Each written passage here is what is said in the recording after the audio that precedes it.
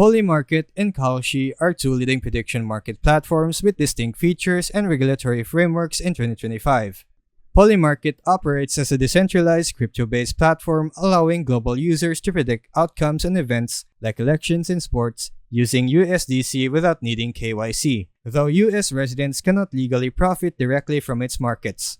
Kalshi, on the other hand, is a US-regulated exchange overseen by the CFTC, offering legally compliant trading with real dollar payouts for US users, but with some trade caps and currently limited to the US market.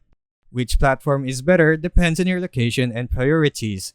Kalshi is ideal for US users seeking regulated, legal profit opportunities with fiat currency, while Polymarket suits international users who prefer crypto, faster transactions, and lower fees.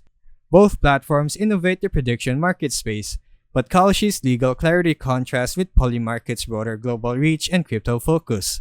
This review is for educational purposes only and is factual and objective, and it does not promote any illegal practices or misinformation.